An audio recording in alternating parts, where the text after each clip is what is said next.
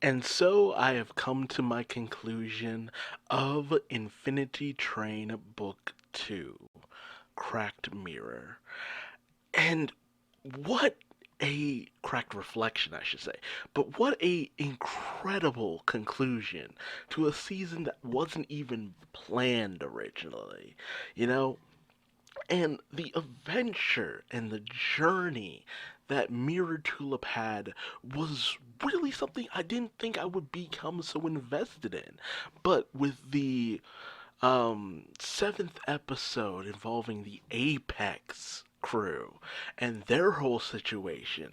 We saw its leader towards the end of the first book and how she had an extremely high number, and us seeing how it just rose so much because became convinced because of Amelia and how she was, how the influence and impact that she had over the Infinity Train, and how that molded certain generations who came upon the train, around the time Tulip did. Just how that just shaped a whole entire revolt, I guess you could say, against the teachings of the train. Just incredibly surreal. Not to mention just the death of Agent Mace. What an incredibly gruesome way to go out. Like, jeez, there was some intense stuff in that previous episode, but it all comes to a head with episode 9 and 10. Episode 9 being the tape car, as MT is determined to get a number no matter what. She makes her peace with Alan Dracula, knowing that she might never see him again, and she hops on one of the passenger pods, which actually looks like one of the Amelia's false conductor persona, the head of the conductor, which, I never would have thought that's how that worked. Maybe if it was shown previously that that was how it has worked, it really did take me off guard because I never would have thought that's how that worked. But man, you would think that the way that all of this is set up, that the team always had this in mind because it is just wonderfully crafted as we see, Mirror Tulip get this one passenger out as Alan Dracula scares him off. Mirror Tulip, gets inside of the pod as it is taken to the tape car for repairs. I speak good. Um, but MT makes her way out as she comes across these various different, I guess you could call them drones for the most part. These creatures who just, you know, go about getting everyone's tapes all set up. And we get to the bottom of the tape car, which, one had referenced that is the only car that is actually reflects the outside rather than the inside. And, the way he said this kind of alludes to the fact that the Infinity Train itself might be nothing more than a simulation as well. That the real Infinity Train, the entirety of it, is this entire area that MT is in now, where we see various different tapes of people's lives and events that they regret and problems that they had, how it's just streaming out of the ground. And we come to find out that is actually these people's heads. Their memories are just being taken out and processed. And, these tape creatures take these items and then, process it within themselves, creating the tapes that we saw, the likes of which, we also saw Tulip had her own tape that somehow the cat had obtained. But this was only because of the chaos that Amelia had created. That's the only reason why the cat was able to obtain something that would have never been, you know, The cat would have never been able to obtain that the way she did normally. But Mirror Tulip ends up falling through the flooring here as it takes one of the passengers to be processed. And she goes through this entire network that leads her deeper within the tape car, leading her into, I guess, the number car? Because of the way that the next episode is, referenced. But it leads her into this place where everyone gets processed, their tapes are created, and then they are given a number. So once the next person is being processed, MT tries to get a number for herself, only for it to just go right through her hand, giving the passenger the number and not her. So Mirror Tulip just loses it. She goes on this rampage, this is an emotional rampage on the various drones, only to be confronted by none other than the steward, who is being controlled by 1-1. And so ends episode 9, bringing us into episode 10, the number car. So it's just like the number car isn't technically a car that exists because it's all within the tape car, but Mirror Tulip is determined to have 1-1 give her a number, anything, so that she can just live her own life, be her own person. She's real. She deserves it. She's not just some construct. She is a person.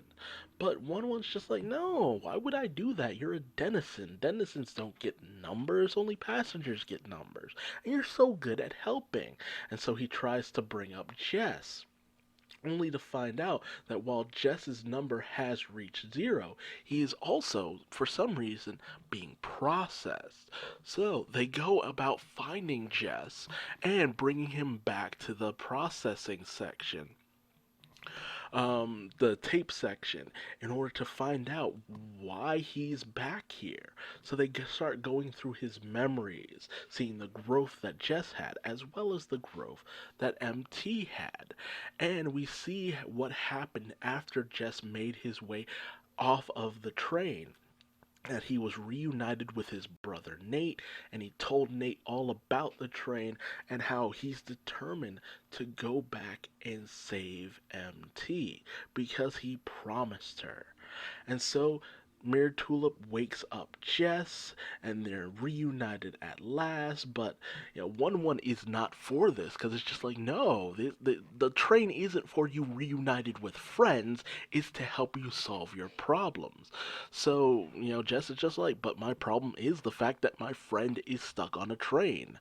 So as 1-1, pretty much forcibly tries to give Jess a number, the entirety of the train starts to freak out because there is this conundrum because of the fact that Jess's problem is tied into the train, which has never happened before. And 1-1 is at a bit of a loss because it's just like, we can't really have a number because the problem is kind of a problem with the train, which she can't get off because she's a denizen and she can't get a number. So it's just like he's stuck in this loop because the problem can't be solved because the solution can't be done. And as the train itself and 1-1 start to freak out, we see the entrance of Agent Sev, who is determined to take Mirror Tulip down to avenge Agent Mace. And as Agent Sev tries to take Mirror Tulip down once and for all, Mirror Tulip notices something, that Jess's number can be reflected.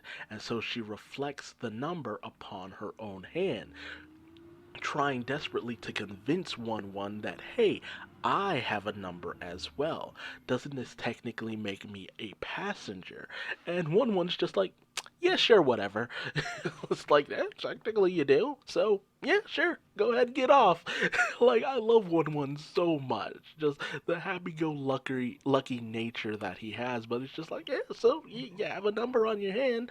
It can reach 0. You can get off. And so the two portals combine to form one, allowing Jess and MT to finally escape the train. However, as they get off, Sev is not having it. He is determined to take Mirror Tulip down.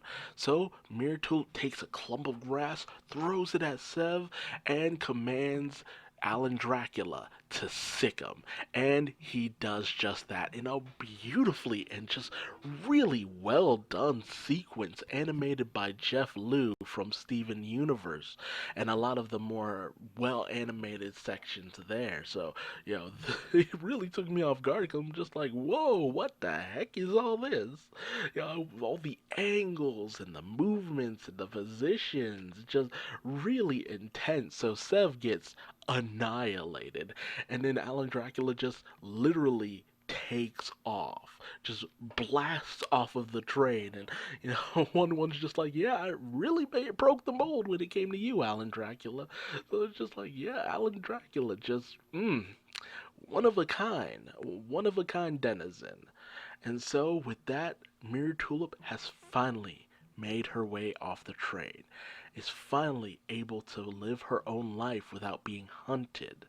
And so, as Mirror Tulip is introduced to Nate, decides to dub herself Lake, a beautiful reflection, and a free one at that. And so our cast of characters are finally able to live their own lives, free of being bound by others. A wonderful conclusion to a great season. Like, man, I'm having a hard time figuring out which season I liked more because this was phenomenal. This was great. This was fantastic. The emotion and just the discoveries that these characters made. You know, book one, Perennial Child was very good, very very deep and very heartfelt and just amazing in and of itself. But this book, this one was fantastic for a whole nother set of reasons, a whole nother set of discoveries and lessons, and just, masterfully done. I cannot sing the praises of this series more because it just does such a great job. The direction that they decided to go in, deciding to go with a familiar face, but also a different one all at the same time, following the struggles of Lake, as she is now known, and how she was determined to find her own path. And I didn't think it would actually happen because I would have never thought that she would be able to actually truly escape the train. But they found a way around it, especially thanks to the conventional way that one runs things. But once again, two doors were made for the first time, well, for the second time now. So, that seems to be the running theme. Not just focusing on those who are trying to make their way off of the train, but focusing on those who create these special situations in terms of the Infinity Train. Special conditions and just people who are very exceptional. Tulip was one of the first people to actually save the train. You know, we also had Amelia who took over the train, and then Jess, who found a way back onto the train and was able to bring a denizen off of the train. It just really creates these very fascinating situations, and I can't wait to see what happens next in book three, because I already know a few things about what happens in book three, and oof, considering it ended up on HBO Max, where some darker elements can happen. Ugh, I can't wait to see what happens when I once again ride the Infinity Train. So I hope you'll grab a ticket and join me on board for another life-changing journey. But until then, I've been Duuz-Diz-Din. Subscribe, hit the bell, do all the things, like, whatever you feel. Ultimately, it's your choice. You're your own person. Until next time, bye-bye.